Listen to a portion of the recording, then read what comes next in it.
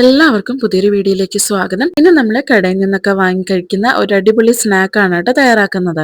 നമ്മളിവിടെ കാജാന്നും അടക്കസാനം എന്നൊക്കെ പറയാറുണ്ട്. നല്ല യെല്ലോയിഷ് കളറിൽ ക്രിസ്പി ആയിട്ട് ഷുഗർ കോട്ടിംഗ് ഒക്കെ വരുന്ന ഒരു അടിപൊളി സ്നാക്കാണ്. അപ്പൊ കാജ തയ്യാറാക്കാനായിട്ട് ഞാനിവിടെ 1.5 കപ്പ് അളവിലുള്ള മൈദയാണ് കേട്ടോ ഉപയോഗിക്കുന്നത്. ഇതിലേക്ക് 1/2 ടീസ്പൂൺ അളവിൽ ഉപ്പും 1.5 സ്പൂൺ അളവിൽ പഞ്ചസാരയും കുറച്ച് മഞ്ഞൾപ്പൊടിയും കൂടെ ചേർത്ത് കൊടുത്തിട്ടുണ്ട് കളറിനായിട്ട്. ഇതിന് പകരം നിങ്ങൾക്ക് ഫുഡ് കളർ വേണമെങ്കിൽ അത് ഉപയോഗിക്കാം. ഇനി അല്പാൽപമായിട്ട് വെള്ളം ഒഴിച്ചു കൊടുത്ത് നല്ല രീതിക്കൊന്ന് കുഴച്ചെടുക്കണം. അപ്പൊ ആദ്യം തന്നെ വെള്ളം ഒരുപാടൊന്നും ഒഴിക്കല്ല കേട്ടോ. വെള്ളം നോക്കിയതിന് ശേഷം കുറച്ച് കുറച്ചായിട്ട് ഒഴിച്ചു കൊടുത്താൽ മതി. ഇപ്പൊ ഞാൻ എന്താ ഇവിടെ കുഴച്ച് വെച്ചിട്ടുണ്ട്. ഇനി ഇത് നമുക്ക് കുറഞ്ഞത് അരമണിക്കൂറെങ്കിലും റെസ്റ്റ് ചെയ്യാനായിട്ട് വെക്കണം. അരമണിക്കൂർ കഴിഞ്ഞ് നോക്കുമ്പോൾ നമ്മുടെ ഡോ നല്ല സോഫ്റ്റ് ആയിട്ട് കിട്ടും. അപ്പൊ അതാ ഇവിടെ ഞാൻ അരമണിക്കൂർ റെസ്റ്റ് ചെയ്യാൻ വെച്ചിട്ടുണ്ടായിരുന്നു. ഇനി നമുക്കിതൊന്ന് പരത്തിയെടുക്കണം. അപ്പൊ ഓരോരുത്തരും ഓരോ രീതിയിലാണ് കേട്ടോ ഇത് തയ്യാറാക്കുന്നത്. അപ്പൊ എനിക്ക് ഈ ഒരു മെത്തേഡാണ് എളുപ്പമായിട്ട് തോന്നിയത്. അതുകൊണ്ട് ഞാൻ ഈ ഒരു രീതിക്കാണ് കേട്ടോ ചെയ്യുന്നത്. അപ്പൊ ഞാനിവിടെ നമ്മളെടുത്ത ഈ ഒരു ഡോ 5 പോർഷൻ ആക്കി ഡിവൈഡ് ചെയ്യുന്നുണ്ട്. അങ്ങനെ 5 പോർഷൻ തന്നെ ആക്കണമെന്ന് നിർബന്ധമൊന്നുമില്ല കേട്ടോ. ഇപ്പൊ 3 ആക്കാം, അല്ലെങ്കിൽ 6 ആക്കാം, 4 ആക്കാം. അത് നമ്മുടെ ഇഷ്ടത്തിനനുസരിച്ച് നമ്മൾ എത്ര ബോൾസ് ആണ് നമുക്ക് ആവശ്യം അതനുസരിച്ച് നമുക്കത് ഡിവൈഡ് ചെയ്തെടുക്കാം. അപ്പൊ ഏകദേശം ഒരു ഈക്വൽ അളവിൽ എടുക്കാനായിട്ട് ശ്രദ്ധിക്കണേ. ഇനി നമുക്ക് ഓരോ ബോൾസ് ആയിട്ടും പരത്തി എടുക്കണം. അപ്പൊ ഞാൻ ഇവിടെ കൗണ്ടർ ടോപ്പിലേക്ക് കുറച്ച് അരിപ്പൊടി വിതറി കൊടുത്തിട്ടുണ്ട്. ഇനി നമ്മൾ മൈദ ഉപയോഗിക്കാൻ പാടില്ല. നമ്മൾ പരത്തുമ്പോഴെല്ലാം അരിപ്പൊടി വേണം കേട്ടോ ഉപയോഗിക്കാനായിട്ട്. അപ്പൊ നമ്മുടെ ഈ ഒരു കാജ നല്ല ക്രിസ്പി ആയിട്ട് കിട്ടാൻ വേണ്ടിയിട്ടാണ് അരിപ്പൊടി ഉപയോഗിക്കുന്നത്. ഇനി നമുക്ക് ചപ്പാത്തിയൊക്കെ പരത്തുന്നത് പോലെ തിരിച്ചു മറിച്ചിട്ടൊന്ന് പരത്തിയെടുക്കണം. അപ്പൊ നല്ല തിന്നായിട്ട് വേണം കേട്ടോ പരത്തിയെടുക്കാനായിട്ട്. ഒരുപാട് കട്ടിയൊന്നും പാടില്ല. നല്ല തിന്നായിട്ട് വേണം പരത്താനായിട്ട്. ഇപ്പൊ നമ്മൾ പരത്തുന്ന സമയത്ത് പിടിക്കുന്നതായിട്ട് തോന്നുവാണെങ്കിൽ കുറച്ച് അരിപ്പൊടി ഇട്ട് കൊടുക്കണേ. ഇപ്പൊ മൈദ ഒട്ടും ഇട്ട് കൊടുക്കാൻ പാടില്ല കേട്ടോ. അറിയാതെ പോലെ ഇട്ട് കൊടുക്കല്ലേ. അരിപ്പൊടി മാത്രം ഈ സമയത്ത് ഉപയോഗിക്കാൻ പാടുള്ളൂ. നല്ല രീതിക്കൊന്ന് പരത്തി കൊടുക്കണം. അപ്പൊ നമ്മൾ എല്ലാ ബോൾസും ഒരേ അളവിന് ഏകദേശം ഒന്ന് പരത്തിയെടുക്കാനായിട്ട് ശ്രദ്ധിക്കണേ. അപ്പൊ നമ്മൾ ഓരോ ബോൾസ് ഇങ്ങനെ പരത്തിയെടുത്തതിന് ശേഷം ഒന്നിന്റെ മുകളിൽ ഒന്നായിട്ട് ലെയർ ചെയ്തെടുക്കാനുണ്ട്. അതുകൊണ്ടാണ് കേട്ടോ ഏകദേശം ഒരേ അളവിൽ നമ്മൾ പരത്തിയെടുക്കണമെന്ന് പറയുന്നത്. അപ്പൊ ഞാൻ എന്താ ഇവിടെ ആദ്യത്തെ ഒരു ബോൾ പരത്തിയെടുത്തിട്ടുണ്ട്. ഇത് നമുക്ക് രണ്ടാമത്തെ ഒരു പോർഷനും കൂടെ ഇതേപോലെ തന്നെ പരത്തിയെടുക്കണം. ചെറുതായിട്ട് ഞാൻ കൈ കൊണ്ട് റൗണ്ട് ഷേപ്പിലാക്കിയതിന് ശേഷം നമ്മുടെ കൗണ്ടർ ടോപ്പിലിട്ട് അരിപ്പൊടിയൊക്കെ വിതറി കൊടുത്ത് ഒന്ന് പരത്തിയെടുക്കുന്നുണ്ട്. അപ്പൊ നമ്മൾ ആദ്യത്തെ ഒരു പോർഷൻ നമ്മൾ പരത്തിയത് ഏത് അളവിനാന്നുള്ളത് നമുക്ക് ഏകദേശം ഒരു ഐഡിയ ഉണ്ടാവുമല്ലോ. അപ്പൊ ഏകദേശം ആ ഒരു സൈസിലേക്ക് എത്തുന്ന രീതിയിൽ വേണം നമ്മൾ രണ്ടാമത്തേതും പരത്തിയെടുക്കാനായിട്ട്. രണ്ടാമത്തേത് മാത്രമല്ല കേട്ടോ, എല്ലായിടവും ഏകദേശം ഈ ഒരു അളവിന് വേണം നമുക്ക് പരത്തിയെടുക്കാനായിട്ട്. അങ്ങനെ നമ്മൾ ആക്കി വെച്ചിരുന്ന 5 ബോൾസും ഞാനിവിടെ പരത്തി വെച്ചിട്ടുണ്ട്. ഇനി നമുക്ക് ലെയർ ചെയ്തെടുക്കണം. ഇനി നമുക്ക് കൗണ്ടർ ടോപ്പിലേക്ക് നമ്മൾ പരത്തിയെടുത്ത ആദ്യത്തെ ഒരു ഡോ നമുക്ക് വെച്ചു കൊടുക്കാം. ഇതിന്റെ മുകളിലായിട്ട് എണ്ണയോ നെയ്യോ കുറച്ചൊന്ന് സ്പ്രെഡ് ചെയ്ത് കൊടുക്കാം. ഞാൻ ഇവിടെ നെയ്യാണ് കേട്ടോ ഉപയോഗിച്ചേക്കുന്നത്. ഇതിന്റെ മുകളിലായിട്ട് കുറച്ച് അരിപ്പൊടിയും കൂടെ ഒന്ന് വിതറി കൊടുക്കണം. ഇനി ഇതിന്റെ മുകളിലായിട്ട് നമ്മൾ രണ്ടാമത് പരത്തിയെടുത്ത ആ ഒരു ഡോയും കൂടെ വെച്ചു കൊടുക്കാം. ഇനി നമുക്ക് ഒരു ബ്രഷ് ഉപയോഗിച്ചിട്ട് നെയ്യ് ഒന്ന് സ്പ്രെഡ് ചെയ്ത് കൊടുക്കാം. എണ്ണ വേണമെങ്കിൽ ഉപയോഗിക്കാം കേട്ടോ. ഏത് വേണമെങ്കിലും നിങ്ങളുടെ ഇഷ്ടത്തിനനുസരിച്ച് ഉപയോഗിക്കാം. അപ്പൊ നമ്മൾ വീട്ടിലൊക്കെ തയ്യാറാക്കുമ്പോൾ നെയ്യ് ഉപയോഗിക്കുന്നതാണ് കുറച്ചും കൂടെ നല്ലത്. ഇതിന്റെ മുകളിലായിട്ട് കുറച്ച് അരിപ്പൊടിയും കൂടെ ഒന്ന് ഡ്രിസിൽ ചെയ്ത് കൊടുത്തിട്ടുണ്ട്.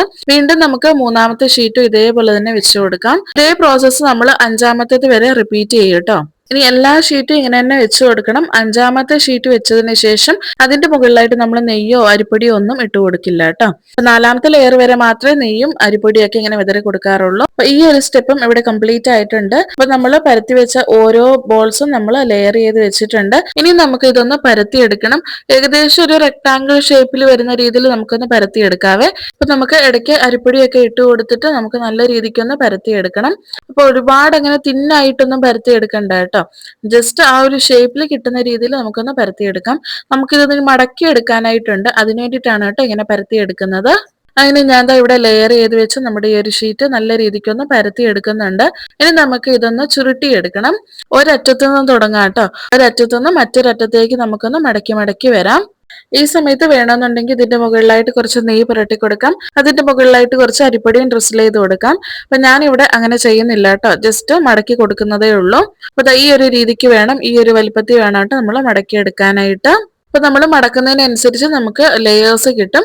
ഏറ്റവും അവസാനം ബാക്കി വരുന്ന ആ ഭാഗത്ത് ഞാൻ കുറച്ച് വെള്ളം ഒന്ന് തൊട്ട് കൊടുക്കുന്നുണ്ട്. അപ്പൊ നല്ല രീതിക്ക് ഒന്ന് ഒട്ടി നിൽക്കാൻ വേണ്ടിയിട്ടാണ് കേട്ടോ വെള്ളം ഞാനിങ്ങനെ ഒന്ന് തൊട്ട് കൊടുക്കുന്നത്. അപ്പൊ അതിനുശേഷം എന്താ നമുക്കിവിടെ നല്ലൊരു റോളായി കിട്ടിയിട്ടുണ്ടല്ലോ. ഇനി നമുക്ക് ചെറിയ ചെറിയ പീസുകളാക്കി ഇതൊന്ന് കട്ട് ചെയ്തെടുക്കാം. അപ്പൊ ഏറ്റവും അറ്റത്തുള്ള കോർണറിലുള്ള പീസ് ഞാൻ കട്ട് ചെയ്ത് മാറ്റുന്നുണ്ട്. അത് നമ്മൾ ഉപയോഗിക്കുന്നില്ല കേട്ടോ. അപ്പൊ അവസാനത്തെ ആ ഒരു പീസ് നല്ലതായിട്ട് ഷേപ്പ് ചെയ്തെടുക്കാൻ പറ്റുന്നുണ്ടെങ്കിൽ നമുക്കത് ഉപയോഗിക്കാം കേട്ടോ. അപ്പൊ നമ്മൾ കോർണർ കട്ട് ചെയ്ത് മാറ്റി കഴിഞ്ഞാൽ 10 പീസാണ് കേട്ടോ എനിക്കിവിടെ കിട്ടിയേക്കുന്നത്. അപ്പൊ നമുക്കിവിടെ 10 കാജ തയ്യാറാക്കാം. ഞാൻ ഈ ഒരു കോർണർ പീസ് യൂസ് ചെയ്യുന്നുണ്ട്.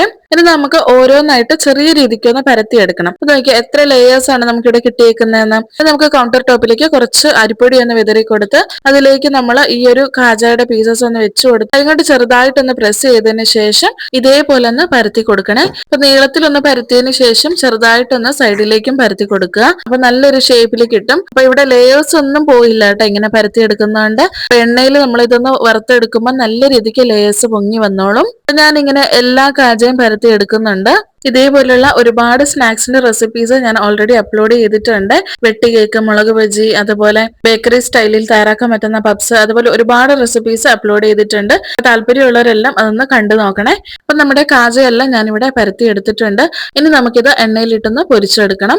അപ്പൊ ഞാൻ എന്താ ഇവിടെ ഒരു പാനിലേക്ക് കുറച്ച് എണ്ണ ഒഴിച്ചു കൊടുക്കുന്നുണ്ട്. ഈ എണ്ണ ചൂടായതിനു ശേഷം നമുക്ക് ഓരോ കാജ വീതം നമുക്കിതിലേക്ക് ഇട്ട് കൊടുത്ത് 2 സൈഡും തിരിച്ചും മറിച്ചും ഇട്ട് ഒന്ന് വറുത്തു കോരാം. അപ്പൊ ഈ ഒരു സമയം നമ്മൾ ഒരു കാര്യം ശ്രദ്ധിക്കണം, ഒരിക്കലും ഹൈ ഫ്ലെയിമിൽ ഇട്ട് നമ്മൾ ഇത് വറുത്തെടുക്കാൻ പാടില്ല.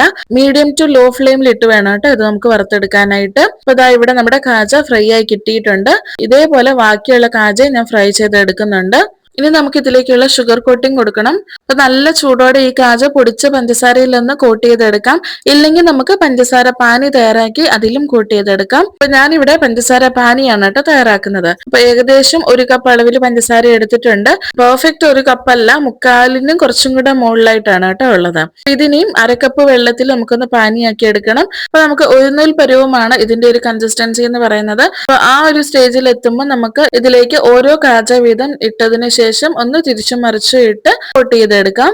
ഇനി നിങ്ങൾ പൊടിച്ച പഞ്ചസാരയിലാണ് കോട്ട് ചെയ്യുന്നതെന്നുണ്ടെങ്കിൽ കാജയ്ക്ക് നല്ല ചൂട് വേണം.